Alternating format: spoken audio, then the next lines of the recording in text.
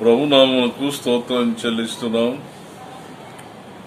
ప్రభు మనందరినీ కూడా ఈ భయంకర దినాల్లో కాపాడుతున్నాడు, పోషిస్తున్నాడు.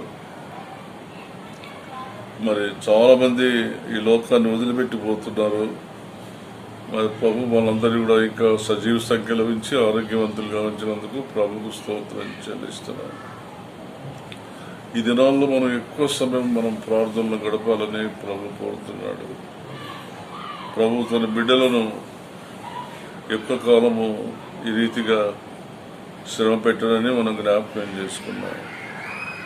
ఈరోజు మనం ధ్యానం చేసేటువంటి వాక్యం ఏదనగా ఎఫెసీయులకు రాసిన పత్రిక 6వ అధ్యాయంలో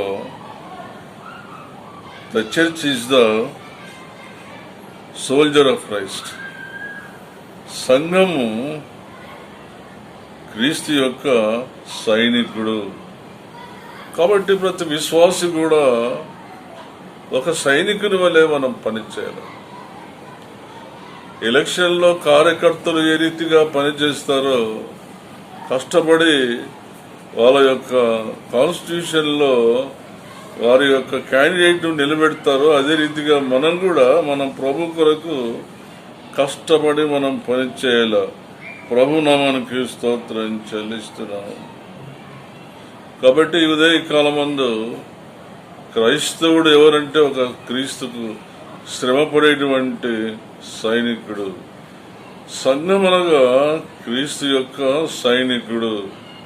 అనగా మనమందరం కూడా ఒక సైనికుల వలె పనిచేయాలా, సైనికుల వలె సిద్ధంగా ఉండాలా, సైనికుల వలె పోరాడాలా, సైనికుల వలె సైతాను శత్రువును ఎదిరించాలా, సైనికుల వలె జయాన్ని మనం పొందాలని జ్ఞాపకం చేస్తున్నాం. ఈరోజు ఈ సైనికుని గురించి మనం కొన్ని విషయాలు మనం విందాం. దయచేసి ఎఫెసీయులకు రాసిన పత్రిక 6వ అధ్యాయాన్ని మీరు తీసి ఉంచండి. ఇక్కడ రాబడినటువంటి మాట వచ్చేదంటే, మరి తండ్రులారా మీ పిల్లలకు కోపము రేపుగా ప్రభు యొక్క శిక్షలో బోధలో వారిని పెంచుడి. దాసులారా యథార్థమైన హృదయం గలవారై భయముతో ఉనుకుతో క్రీస్తు వలె శరీర విషయంలో యజమానులైన వారికి విధేయులయుండుడి. పైన 2వ వచనంలో కూడా నీకు మేలు కలుగునట్లు నీ తండ్రిని తల్లిని సన్మానించుము. తల్లిని తండ్రిని సన్మానించాలా. రెండవది, తల్లిదండ్రులు పిల్లలతో ఎలాంటి సత్సంబంధం కలిగి ఉండాలనో తెలుసుకొనాలా. యజమానుడు తరువాత దేవుని వాక్యంలో రాబడిన మాట ఏమనగా సేవకుడు ఏ రీతిగా ఉండాలనో ఒకసారి మనం జ్ఞాపకం చేసుకున్నాం. ప్రతి క్రైస్తవుడు కూడా ఒక సైనికుని వలె పనిచేయాల. ప్రతి క్రైస్తవుడు కూడా ఈజ్ ఎ సర్వెంట్ లీడర్, సేవక నాయకుడని మనం జ్ఞాపకం చేసుకున్నాలా. ప్రభు నామానికి స్తోత్రం చెల్లిస్తున్నాం. మొట్టమొదటి వచ్చేమనగా రిలేషన్షిప్. ఒకరితోనొకరు సత్సంబంధం కలిగి ఉండాలా. తల్లిదండ్రులతో, మరి తండ్రులు పిల్లలు కుటుంబంలో సత్సంబంధం కలిగి ఉండాలా. తర్వాత మరి యజమానుడు సేవకుడు కూడా ఒకరికొకరు అనురాగము ఆప్యాయత కలిగి ఉండాలా. మొట్టమొదటి పాయింట్ ఏమనగా మనం రిలేషన్షిప్ మనం కలిగి ఉండాలి. రెండవది మనం జ్ఞాపకం చేసుకుందాం. ప్రభునామానికి మహిమ కలుగును గాక. 6వ అధ్యాయం 10వ వచనములో తుదకు ప్రభు యొక్క మహాశక్తిని బట్టి ఆయన యందు బలవంతులై ఉండండి. ఆయన యందు మనం బలవంతులమై ఉండవలెను. ప్రభునామానికి స్తోత్రం చెల్లిస్తున్నాం. ప్రభు యందు శక్తి గల వారమై ఉండాల.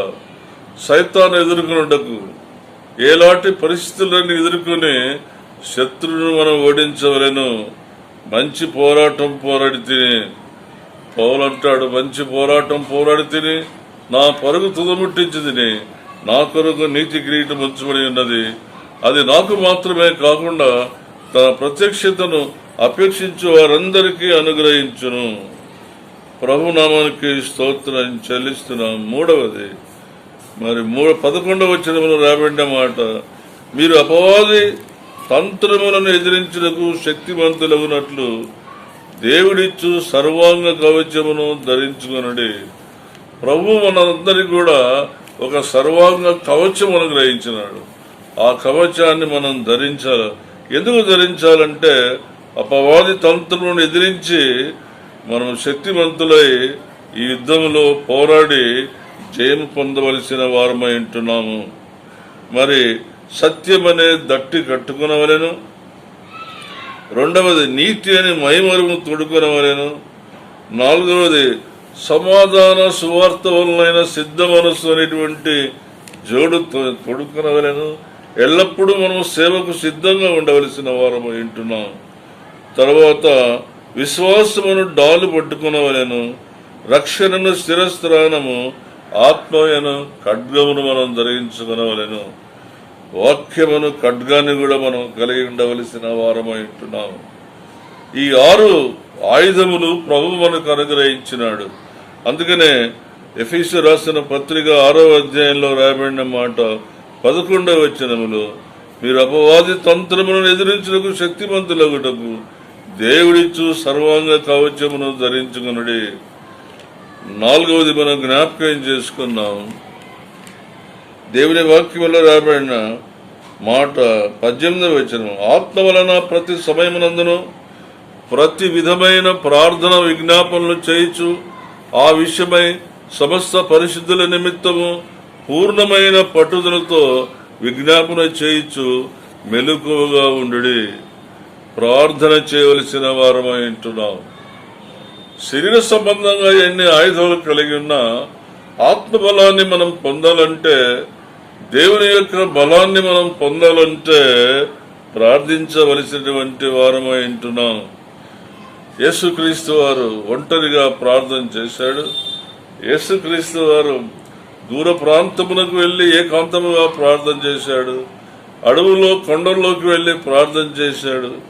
అనేకమైన క్లిష్ట పరిస్థితుల్లో ఆయన ప్రార్థనలు గడిపినాడు. గెత్సెమనే తోటలో ఆయన ప్రార్థన చేయగా చెమట బిందువులు రక్తముగా మారినాయి. శిలువలో కూడా ఆయన ప్రార్థన చేశాడు, తండ్రి వీరేమి చేయించున్నారు, వీరు ఎరుగరు గనక వీరిని క్షమించుము.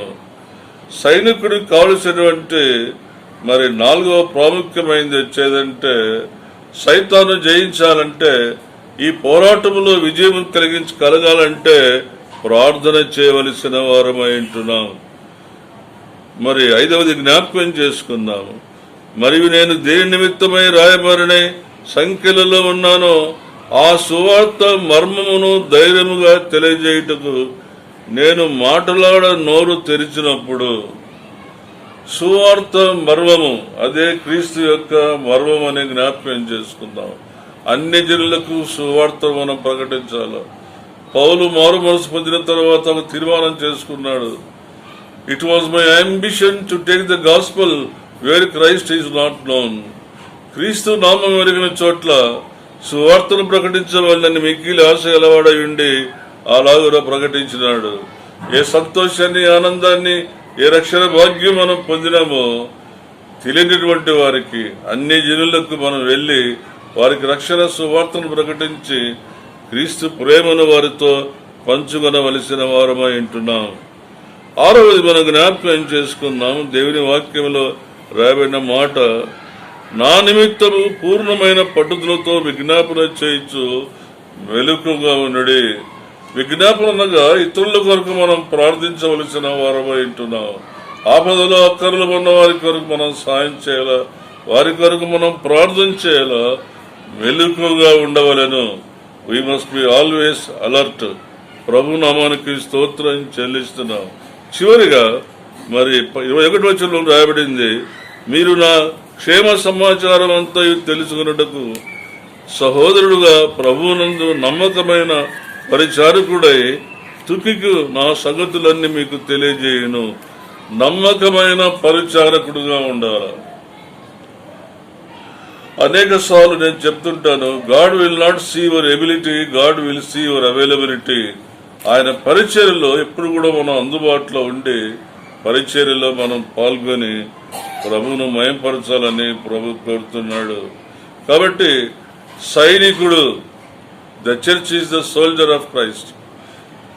సంఘం అనేది క్రీస్తు యొక్క సైనికుని వలె మనమందరం కూడా ఒక కార్యకర్త వలె మనం పనిచేసి దేవుని రాజ్యమును కట్టవలసిన వారు వింటున్నాం. ఒకరితోనొకరు సత్సంబంధం కలిగి ఉండవలెను. రెండవది, ప్రభునందు బలవంతులై ఉండవలెను. మూడవది, దేవుడిచ్చు సర్వాంగ కవచమును ధరించుకొనవలెను. నాలుగవది, మనం ఎల్లప్పుడూ కూడా ప్రార్థన చేయవలెను. ప్రార్థన విజయమునకు మార్గము. ఐదవది జ్ఞాపకం చేసుకున్నాం, సువార్త మర్మము. మరి క్రీస్తు నెరగినటువంటి వారికి మనం తెలియజేయాల. ఆరవది, విజ్ఞాపన చేయాల, ఎల్లప్పుడూ మెలుగుగా ఉండాల. చివరిగా నమ్మకమైన పరిచారులుగా ఉండి ఆయన రాజ్యాన్ని కట్టవాలని, ఆయన రాజ్యం కట్టుటకు ప్రతి ఒక్కరు కూడా మంచి ఒక సైనికుని వలె ఉండి క్రీస్తు యొక్క రాజ్యాన్ని కట్టవాలని ప్రభు కోరుతున్నాడు. సైతానికి అపజయం, క్రీస్తుకు జయం కలుగును గాక. ప్రభువానికి వందనాలు, స్తోత్రం చెల్లిస్తున్నాం నాయన. మీరు ఇచ్చిన అమూల్యమైన వాక్యాన్ని బట్టి వందనం చెల్లిస్తున్నావు. Church is the soldier of Christ అని మాకు తెలియజేసినాము నాయన. సంఘము క్రీస్తు యొక్క సైనికుని వలె మేము పనిచేసి సైతాను జయించి నీ రాజ్యాన్ని మేము కట్టే భాగ్యం దయచేయి నాయన. నీ కొరకు మేము జీవించే భాగ్యం దయచేయమని యేసు నామమున వేడుకొంచున్నాం తండ్రి, ఆమేన్. పరమ తండ్రి అయిన దేవుని ప్రేమయు, మన ప్రభువును రక్షకుడైన యేసు క్రీస్తు కృపయు, పరిశుద్ధాత్మ యొక్క అన్యోన్య సహవాసము సన్నిధి సదాకాలముతో ఇండుగాక. ఆమేన్.